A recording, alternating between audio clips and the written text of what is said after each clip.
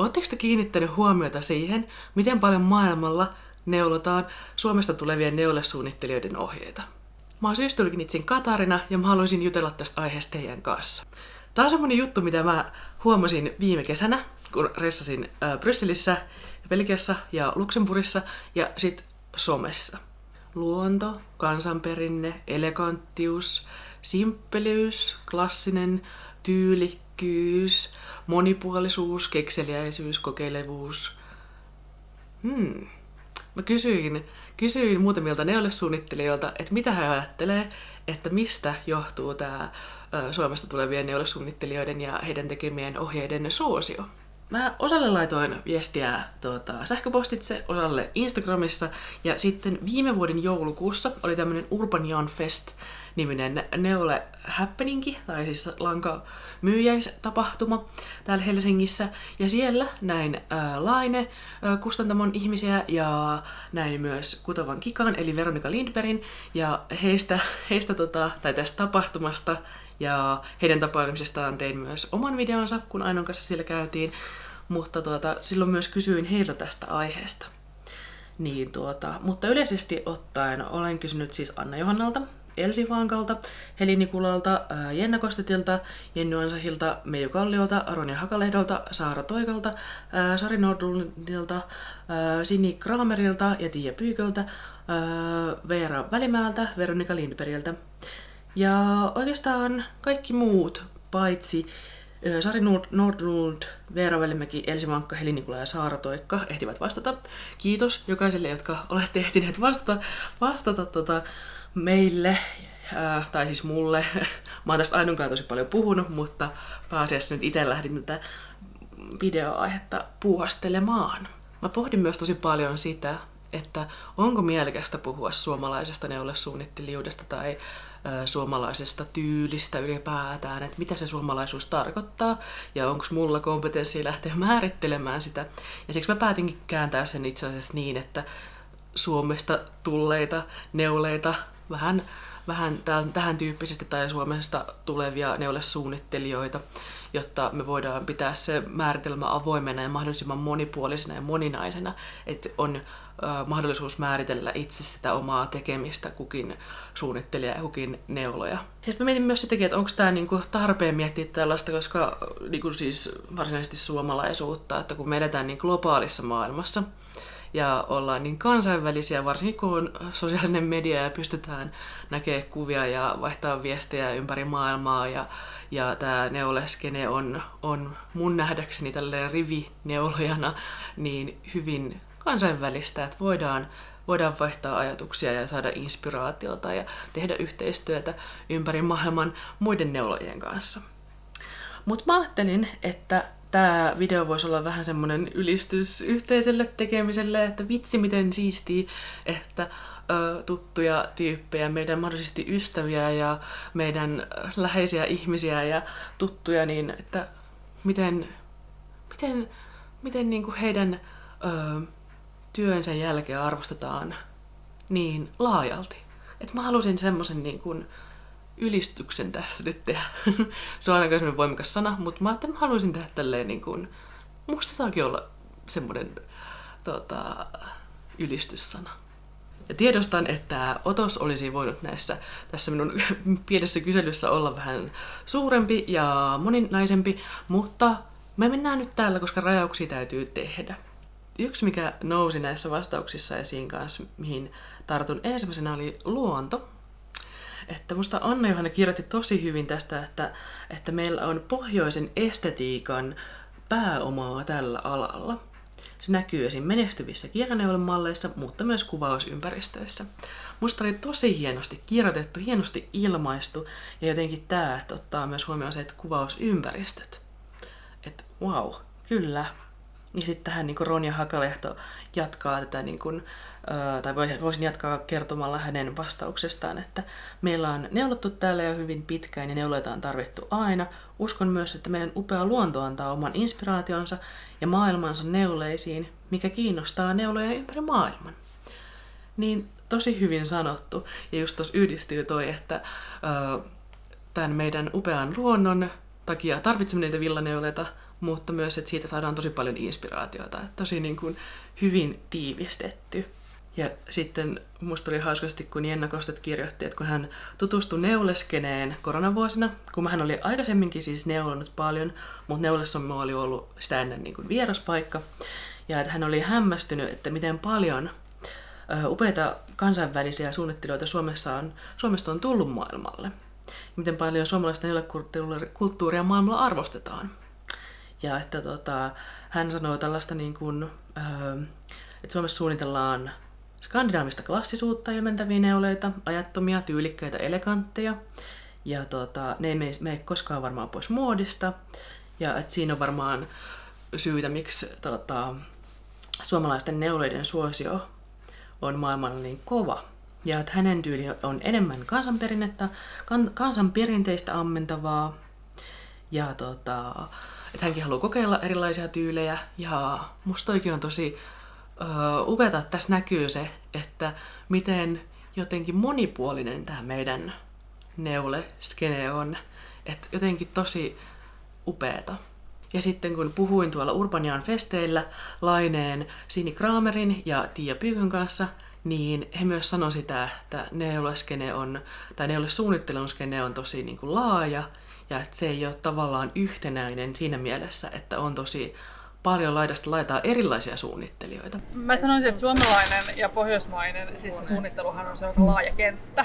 Että ehkä kaikille suomalaisille neulojille on yhteistä, että se tekninen osaaminen on tosi korkealla, että suomalaiset on valtavan hyviä neulojia.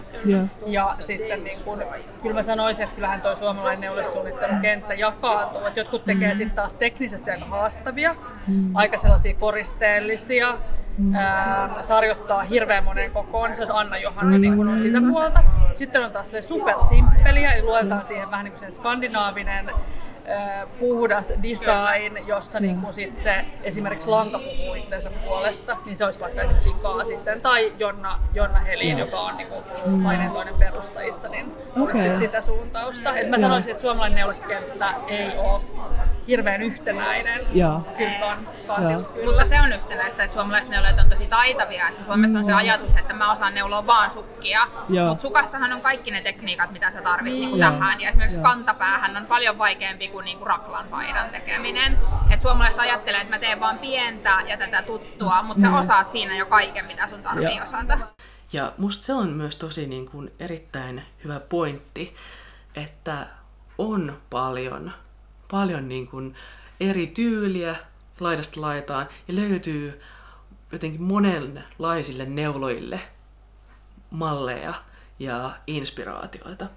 Ja sitten Jenny Ansahin kanssa vaihdoin vain muutaman sanan Instagramissa ja hänkin kirjoitti, että uskoo suomalaisen moninaisen neulekulttuurin ja sen ylläpitämisen ja sitten maailmalle viennin kansainvälisille markkinoille. Että ne on ollut ne tärkeät tekijät siihen, että on sitä näkyvyyttä tullut ja että suosio on kasvanut. Ja just toi on ollut sellainen asia, mitä itsekin olen miettinyt, että on jotenkin tosi siistiä myös se, että on tahoja, jotka vahvistaa ja suomalaista neulomista ja sitten myös sellaista, että esimerkiksi Lainetta myydään 45 maassa, mukaan lukien Suomi.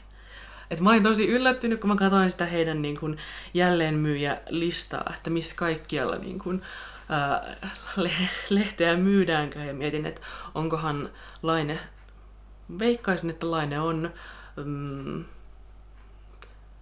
niin kun laajalevikkisin Suomesta tullut lehti, voisin väittää. Musta on tosi kiinnostavaa, miten he tekevät työtä. Totta kai he on kansainvälinen brändi ja ovat painottaneet sitä, että haluavat lähteä kansainvälisille markkinoille myös ihan alusta saakka. Mutta musta on tosi jotenkin upeaa, miten vahvistetaan ja viedään tätä osaamista meiltä Suomesta maailmalle. Ja jos mietitään vielä tätä niin kuin suomalaista tyyliä, niin musta Meiju Kallio kirjoitti tosi hyvin. Itse näen, että ennemminkin on olemassa eurooppalainen tyyli kuin suomalaista tyyliä, jos ajatellaan ihan suunniteltuja neuleita. On esimerkiksi saksalaisia ja eurooppalaisia suunnittelijoita, jotka myös suunnittelevat kauniita ja hyvin harjoitettuja vaatteita. Mutta ehkä skandinaavisessa tyylissä kiehtoo juuri se yksinkertaisuus ja konstailemattomuus. Nykyään neulemuotikin on somen myötä niin globaalia ja mielestäni enemmänkin yhtenäistä kuin että siitä erittoisi selvästi jokin suomalainen tyyli. Suunnittelijoilla kuitenkin on enemmänkin omat tyylinsä, eli melkein osaa tunnistaa ennen kuin tietää, että kenen suunnittelija mikin malli on. Ja toi oli musta kans tosi hyvin sanottu, että onko se sitten tästä skandinaavista tyyliä? Mitä mieltä te olette tästä asiasta? Mä koen, että mulla ei ehkä ole kompetenssia sanoa siitä, että millaista vaikka on suomalainen tyyli, koska itse on keskittynyt pääasiassa siihen tähän saakka elämässäni, että on halunnut neuloa sitä, niin kuin, miettinyt sitä omaa tyyliä pelkästään, että mikä sopii minulle ja mitä minä itse haluan pukea päälleni ja tämän tyyppistä, eikä ole miettinyt ehkä sit sillain muodin tai tyylisuuntauksien kautta. Ja jos miettii tätä somemaailmaa, niin musta oli tosi kiinnostavaa, miten Veronica Lindberg kertoi siitä, että hän ajattelee, että ehkä suosion takana on myös sitä, että hän on tehnyt YouTube-tutoriaaleja.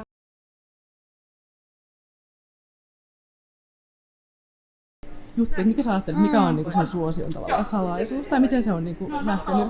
Joo, toi on hyvä kysymys, ja itsekin mietin sitä. Siis mä luulen, että yksi suosion salaisuus tai menestyksen salaisuus, mitä tässä nyt on, että mulla on YouTubessa niitä tutoriaaleja, eli kun mä teen ohjeen, niin sit monesta mun ohjeista mun löytyy ihan semmoiset askel askeleelta tutoriaalia, että miten sä teet, miten sä aloitat, miten tää tekniikka tapahtuu. Musta tuntuu, että se on semmoinen, mitä ainakin tälleen kun tapaa neuloja ja kuulee palautetta, että se on semmoinen, että sä voit käydä sitä videota katsomaan uudestaan, sä voit hidastaa sitä, että sit kun sä oot ostanut sen ohjeen, sä et ole tavallaan yksin sen kanssa. Et mä luulen, että se on semmoinen, mikä ehkä myös tekee sen, että uskaltaa tarttua johonkin projektiin, joka ehkä tuntuu vähän pelottavalta jotain palmikkoa, mutta sit kun sulla on se video, niin sit sä tiedät, että sulla on se tuki siellä. Toinen on ehkä, että just mulla on se YouTube-kanava, missä mä myös jaan mun elämää ja semmoista myös ehkä henkilökohtaisempia puolia, ja mä luulen, että se ehkä luo semmoista tunnesidettä ja niinku suhdetta ihmisiin, että siinä tulee ehkä se tarinallisuus sitten niinku se neuleen takana myöskin, että ehkä ne on semmosia mitä. Ja sitten tietenkin mä oon hyvin innostunut ja jotenkin mä tykkään jakaa ja jotenkin sitä niinku aitoa innostumista neulomisesta, niin ehkä tommoset tulee vielä. Mitä sä ajattelet, miten niinku suomalaiset ylipäätään, miten on, mistä se tulee, että on niin sitten, että on monia menestyneitä, miksi se niinku kiinnostaa tää niinku suomalainen tai skandinaavinen? Aivan, siis mulla on tällä hetkellä siis tanskalainen neulesuunnittelu on hirveän trendikäs tällä hetkellä. Varmaan siis joku semmoinen tietty pelkistettyys ja semmoinen ehkä vähän minimalistisuus, mikä ehkä myös liittyy johonkin vähän, että se tuntuu aika ylelliseltä, mutta semmoinen rentous siinä. Et mä luulen, että tällä hetkellä myös kun maailmassa tapahtuu paljon asioita ja ihmiset on stressaantuneita ja näin, niin sitten ehkä halutaan semmoista aika niin kuin basic, simppeliä, rentouttavaa neulomista. Niin ehkä siinä on joku, ja sitten ehkä semmoinen raikkaus, tietty luonnonläheisyys, mikä ehkä niin kuin pohjoismaisessa niin kuin neulesuunnittelussa voisin kuvitella, että ehkä kiinnostaa. Joo. Että kun on ostanut sen ohjeen, niin sitten voi saada myös tukea siihen tekemiseen niiden tutoriaaleiden kautta. Ja tunnustan kyllä, että itse katson tutoriaaleja ja kyllä aika paljonkin YouTubesta ja pidän siitä, kun neulesuunnittelijat laittavat linkkejä esimerkiksi johonkin tiettyyn tekniikkaan, että katso tästä, miten tämä tehdään, niin ehdottomasti allekirjoitan täysin näin niin kuin neulojana. Ja hän kertoi myös siitä, että kun hän jakaa YouTubessa elämäänsä ja sitten sieltä tulee tavallaan ne tarinat neuleiden takaa. Ja musta sekin oli myös tosi kiinnostavaa kuulla. Ja semmoinen innostuneisuus. Ja musta oli tosi siistiä myös, kun Laine sanoi, että Suomessa on todella taitavia tekijöitä. Niin teknisesti kuin sit myös suunnittelupuolella, että se tekninen osaaminenkin on tosi suurta. Musta se on tosi upeata. Ja mä löysin tämmöisen meilläkotona.fi niin kuin sivuston haastattelun Veera Välimäestä. Tämä on vuodelta 2018, että tässä on niin kuin jo aikaa, mutta oli musta kiinnostavaa, että hän kertoo, että hän kokee menestyksen takana olevan kielen, että hän on tehnyt ohjeita englanniksi. Että että hän on myös tehnyt sopivaan aikaan. Että hän aloitti 10 vuotta sitten, tai ainakin hän kirjoittaa, tai tässä haastattelussa on kirjoitettu, että 10 vuotta sitten suunnittelijoita ei ollut niin paljon kuin nyt. Ja että hänellä on Ja niin, että hän on kertonut myös, että neule-englannin oppiminen voi olla aluksi haastavaa, mutta kun sen kerran oppii, se takaa suuremmat markkinat ja avaa suomalaisellekin neulesuunnittelijalle loputtomasti mahdollisuuksia. Ja tähän vielä jotenkin jatkona tästä, että Anna Johannakin sanoi, kun häneltä kysyin niin kun tästä kansainvälisestä menestyneisyydestä, että pelikenttää ja asiakaskuntaa siis maailmassa olisi varmasti vielä paljon enemmänkin, niin musta on tosi wow. Vitsi, mun kommentit on tätä luokkaa, että wow, siistiä, upeeta. Joo. Ja musta on ollut tosi jotenkin myös ihanaa nähdä, tai siis kuulla, että monet sanoo tätä, mitä mä nyt on kysellyt, että näkee tulevaisuuden, niin kuin neulomisen ja neulesuunnittelun tulevaisuuden semmosena, että uskoo kiinnostuksen kasvavan. Itse jotenkin näen sitä, että on tosi monipuolista, tosi monipuolinen se neulekenttä, että on tosi erilaisia suunnittelijoita, niin se on varmasti niin kuin yksi iso tekijä siihen, että täältä nousee tosi taitavia suunnittelijoita, jotka menestyy maailmalla. On niin erilaista tekemistä. On herkkää, kaunista, on pitsiä, kironeuletta, pelkistettyä krumeluuria, väriilottelua, hillittyä väripalettia. Ja sitten on esimerkiksi tällaisia älyttömän kekseliäitä ja mahtavia juttuja. Esimerkiksi nämä Rakkaat kuviot-lehdet, joissa on tehty yhteistyötä sillä tavalla, että suomalaiseen designiin inspiroimina tehdään neuleita, esimerkiksi Pentikistä inspiroituna tai Vuokosta tai Aarikasta. Ja sitten nämä Novitan-lehdet, joissa niin on yhteistyötä Kalevalakorun kanssa tai Fatserin kanssa tai Muumien kanssa. Niin jotenkin tämmöinen kekseliäisyys paistaa tästä, niin kuin monipuolisuus ja kekseliäisyys. Ja on silleen, että vau. Mä mainitsin jo Laineen ja ton maailmalle viennin, mutta täytyy myös mainita Novita ja se, että Novita on perustettu 1928 ja musta se on ollut semmonen tavallaan, mulla ja mun vaimolla Ainolla, niin on jotenkin tosi semmonen, mulla on osa semmoista kulttuurista jatkumoa, koska meidän molempien äidit on aina neulonut. Ja sit jotenkin se Novita on ollut siellä semmonen niinku kivijalka, että ajattelee, että se on se villasukkakansan nyt lainausmerkeissä peruskivijalka, joka tuottaa näitä neuleohjeita ja sitten näitä lankoja. Niin tää on myös yksi mun mielestä semmonen tekijä. Ja musta on ollut kiinnostavaa, että 2017 Novitan toimitusjohtaja Daniela Yrjö-Koskinen on sanonut Yhteishyvän haastattelussa, että Suomessa neulotaan enemmän kuin missään muualla. Mä en siis muuten kauhean hyvin löytänyt mitään tilastoja siitä, että kuinka paljon tällä hetkellä Suomessa neulotaan. Kertokaa, jos te olette törmännyt johonkin semmoiseen niin kuin tilastoon, että näin monta prosenttia suomalaisista neuloo. Olisi muuten kiinnostavaa. Mun piti nyt googlettaa tämä asia vielä, koska mä muistan lukeneeni jostain tästä nyt aiheesta, että kuinka monta prosenttia. Niin löysin tällaisen STT:n kirjoittaman uutisen tästä niin kuin Finkinon ja Novitan näistä neulontanäytöksistä. Tämä on elokuulta 2024. Ja siis tässä Ingressissä sanotaan, että Taitoliiton teettämän tutkimuksen mukaan 26% suomalaisista neuloo viikoittain. Tässä ei tosin sanota, että milloin tämä Taitoliiton teettämä tutkimus on tehty. Mutta 26%, no voisi olla. Sanokaa, jos te olette löytänyt paremmin tutkimusta tähän aiheeseen liittyen. Mä muuten näin siellä meillä kotona.fi myös Niina Laitisen haastattelun vuodelta 2022. Siinä hän kertoi, että hän oli blogissaan esitellyt hänen tekemiään sukkia ja sitten häneltä oli kyselty ohjeita ja sitten hän oli tehnyt rautalankamalliksi sen ohjeen ja sitten hän oli päättänyt, että hän tekee samalla tyylillä edelleenkin. Että sitten hän oli saanut hyvää vastaanottoa ja päättänyt jatkaa. Niin mä voisin kuvitella, että tämä myös, että ohjeet on selkeitä ja hyvin tehtyjä ja se niin kuin Laineen tyyppienkin mainitsema tekninen osaaminen, mä voisin kuvitella, että se on myös tosi semmoinen tärkeä asia.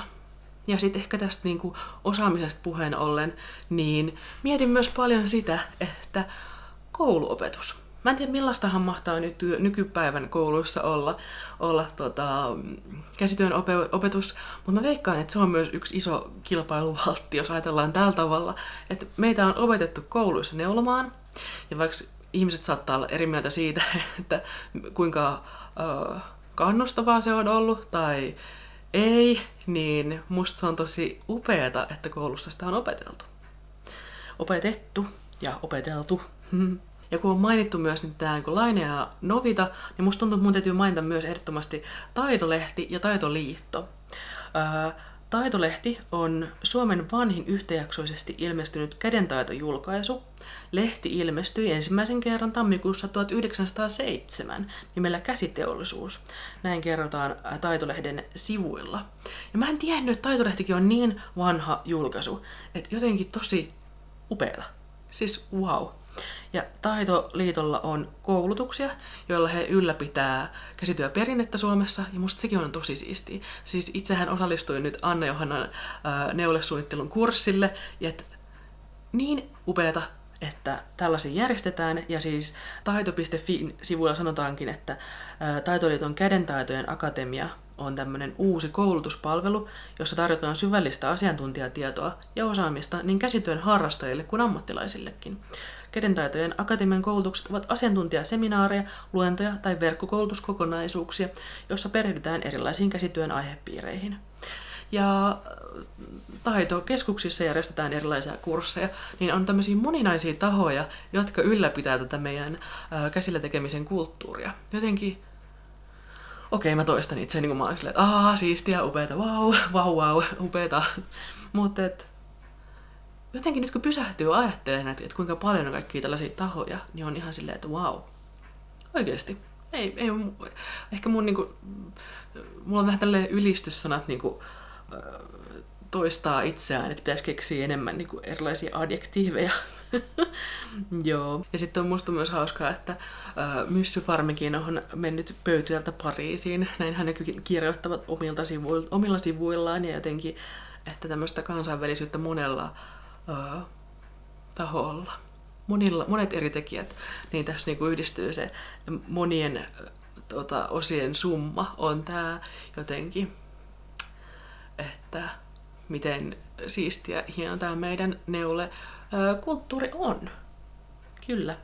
Ja tässä nyt on mainittu muutamia tekijöitä, että mä olisin voinut mainita muita, ja ehkä on nyt tullut ajatelleeksi joitakin asioita, ja ehdottomasti haluan, että sanotte kommenteissa ja jätätte, että hei, jätit mainitsematta tällaisen asian. Ja sit mä oon silleen, että oi voi, että täytyy tehdä jatkovideo. Mutta näiden asioiden lisäksi mä mietin myös sitä, että on toki yksittäiset suunnittelijat, on kouluopetus, on sääolosuhteet, jotka ovat vaikuttaneet tähän, että tarvitaan neuleita, on lehdet, kirjat, kustantamot, yritykset, pienyritykset, käsityöyrittäjät, on sosiaalinen media, mutta jotenkin ajattelee myös sitä, että on myös tämmöinen neuleyhteisö, että me, jotka neulotaan näitä neulesuunnittelijoiden tekemiä ohjeita, ja me, jotka myös mahdollisesti suunnitellaan, että nousee uusia tekijöitä ja tämän tyyppisesti, että haluan jotenkin hehkuttaa myös sitä yhteistä tekemistä, että on siistiä, että miten on vaikka vaan kaleja ja on retriittejä ja musta on siistiä, että kirjoitetaan kirjoja, esimerkiksi Tiina Mahlamäen Neuloisa-kirja ja Karin Erlandssonin Sininen lanka. Ja sit mä oon kirjoittanut tänne myös, että lampaat. Ja okei, eihän tää nyt, tää on ehkä vähän kuulostaa ehkä kaukaan haetulta, että eihän tää nyt suoraan se, että meillä on Suomessa 3 alkuperäislammasrotua tarkoita sitä, että meiltä tulee loistavaa neulesuunnittelua, vaan siis mä tarkoitan sitä, että tämä ilmapiiri, yhteisö, tämä käsityöperinne ja tämä kaikki mitä meillä on, koska mä uskon, että siitä kaikesta kumpuaa tämä, että tehdään loistavaa designia, loistavaa suunnittelua. Mut joo, siis lopuksi tähän vielä. Mä kysyin Breathing Yarn neulekanavan yhdysvaltalaiselta Isabellalta, että mitä hän ajattelee. Et koska mä oon hänen videoillaan nähnyt, kun hän mainitsee Sari Nordlundin, Molla Millsin ja en edes muista keitä, mutta hänellä on silleen noussut esiin suomalaisia tai Suomesta tulevia neulesuunnittelijoita, tälleen tuttuja nimiä, niin mä kysyin, että mitä hän ajattelee. Ja sitten hän kertoi sitä, että ehkä niin kuin Yhdysvalloissa, siis tähän on tosi ymmärrettävä, ei osata ehkä erottaa sitä, että tuleeko Suomesta tai tuleeko Ruotsista tai Norjasta tai Tanskasta, vaan että semmonen niin kuin skandinaavinen tyyli on in. Ja musta oli tosi hauska kuulla. Ja mä olin ihan jotenkin, no en mä tiedä, mulle se oli jotenkin niin jännää nähdä, että niin, tuolla toisella puolella maapalloa joku myös puhuu kutovasta kikasta. Ja sitten on silleen, että minä näin hänet tuolla Helsingissä tapahtumassa joulukuussa lankamyyjäisissä, niin sitten on sillä, että upeeta. Että siistii. Vau. Wow. Mitä ihmettä. Mut hei, kertokaa mitä mieltä te ootte. Kertokaa kommenteissa. Voi olla, että kaikki oli itsestään selvää, ja voi olla, että mä en ehkä osannut tuoda näiden suunnittelijoiden vastauksia niin hyvin kuin olisi halunnut, tai ei ole ehkä osannut muodostaa ajatuksia niin selkeästi, mutta mä halusin vaan makustella tätä, että vitsi miten upeita tyyppejä meillä on tässä yhteisössä, ja vitsi miten upea tämä meidän neuleyhteisö on. Tää, että mä määrittelen neuleyhteisön tosi niin kuin, löyhästi, että se, että neuloo, niin on osa neuleyhteisöä, että kaikki, jotka vain neulovat, kuuluvat siihen, mutta et yhdessä me rakennetaan sitä. Musta se on tosi jotenkin mielenkiintoista, että mitä kaikkea tähän vielä mitä kaikkea me voidaan yhdessä vielä keksiä, ja että miten me pidetään tämä meidän neuleyhteisö sellaisena, että on ihmisten hyvä tehdä yhdessä ja inspiroivaa ja mukavaa tekemistä. Joo. Ehkä tää oli vähän tälleen selvää hommaa, selvää kauraa, että näinhän tää nyt on ja näinhän se nyt menee ja tällä tavalla. Mutta halusin nyt vaan tätä ylistysvirttä laulaa tässä, että vitsi miten hyviä tekijöitä ja inspiroivaa menoa. Pidetään yhteisö inspiroivana ja jatketaan neulomista. Kiitos kun katsoit. Moikka!